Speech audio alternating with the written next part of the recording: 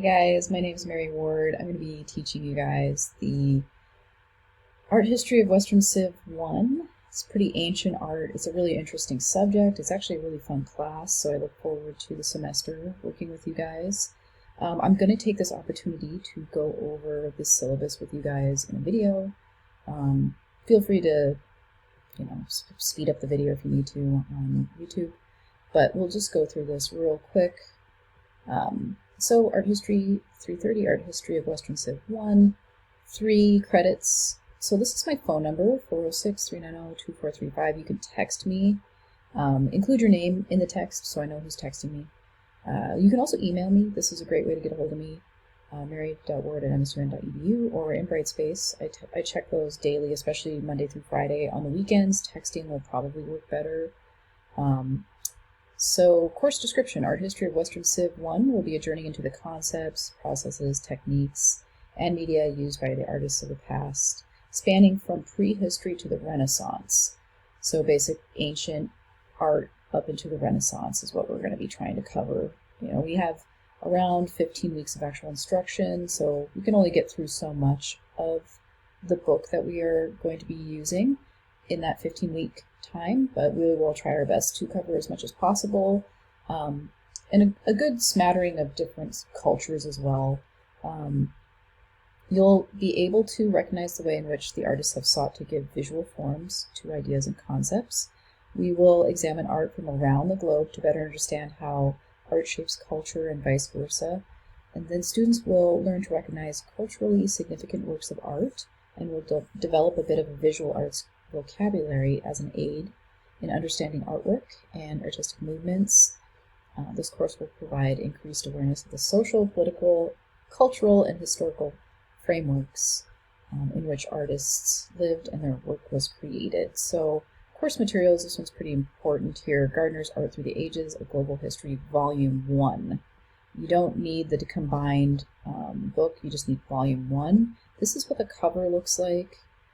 This is the e-text ESBN. This is the hard copy. The e-text is definitely the cheapest for students. Make sure you get that 16th edition and just volume 1. And it's a global history. It has a few more cultures in it than just the Western history. So here's a link to the website, Cengage. You can also go to the MSU Northern Bookstore if you're in Havre, Montana. You can go to Amazon, Chegg, or eBay, any other online place that you might find a textbook. Just make sure you get the Global History Volume 1. Copyright year should be 2020 and it's the 16th edition, so make sure to double check that. Strongly suggested materials include a personal computer, internet connection, and notebook to take notes in. Watching the lecture videos that I provide in each week is going to be helpful to you, and maybe even taking notes from those lecture videos is probably a good idea.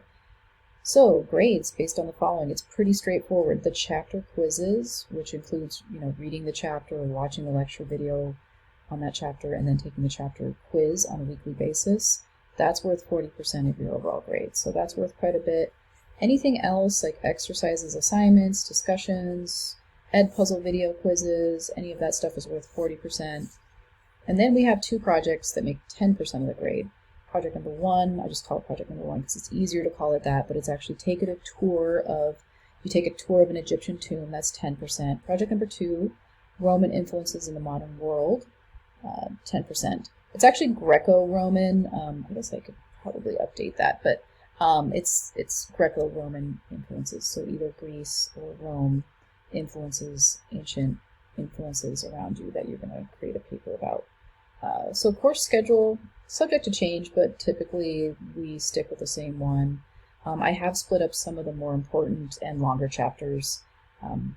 So we start with the Stone Age, we go to Mesopotamia, then Egypt, the Aegean, the prehistoric Aegean, and then project number 1 is due at the end of week 4. So you're going to want to start project number 1, as soon as you can, really.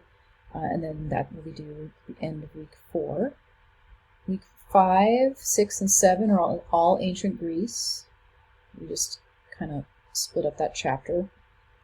And then 8 is the Etruscans, week 9 is the Roman Empire, week 10 is the Roman Empire. We just split that up into 2.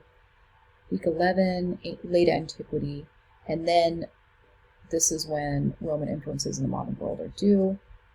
And then week 12 and 13 are the Islamic world. And week 14 is chapter 11, early medieval Europe. Then we have Thanksgiving break. I don't assign anything during Thanksgiving break.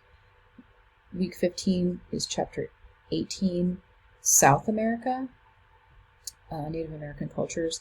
And then we have Native American cultures during finals week, which is North America. So definitely wanted to cover those. This is the grading scale. It's typical grading scale. I would say, just as a reminder to those that might not know, Ds do not get degrees. Do not get a D. It's not passing. It won't count towards your major or minor. It will count as to your overall credit load when you go to graduate, but it won't count for a required class that is in your minor or your major. So just make sure you know that. Some students don't. I try to remind you guys of that. Student responsibilities: check Brightspace daily, read the announcements, read through the tasks outlined in the modules. So all the modules are on the left-hand side when you go into the content area of the course. Make sure you check those daily. Complete the chapter readings every week, take your quizzes every week. Any additional assignments outlined in the modules, try to get those done in a timely manner. Try to do well on the two major projects, project number 1 and number 2, because they are worth 2% or 10% of your overall grade. Try not to fall behind, because it can be extremely difficult to catch up once you've fallen behind.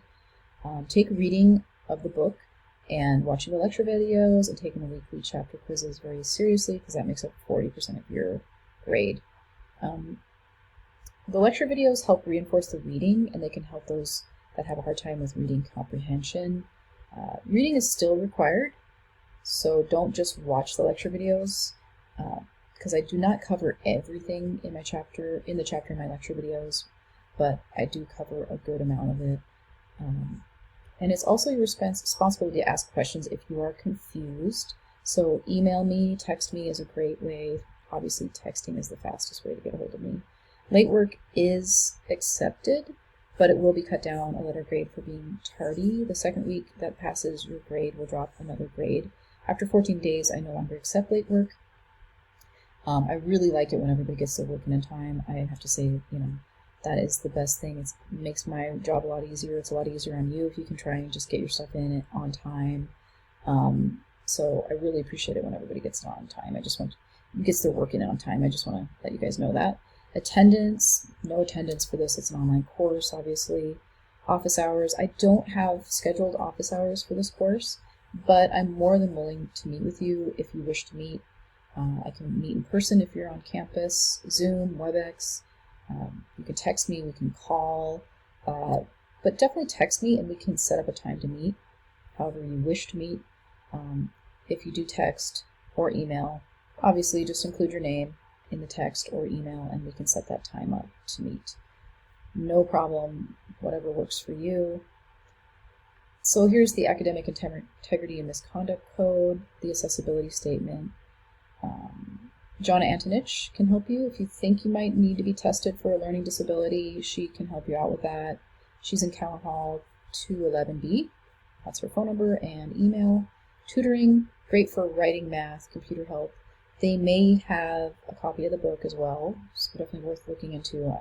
I think that they have a copy of every book on campus for every class, but you might want to email them and check if you need access to the book.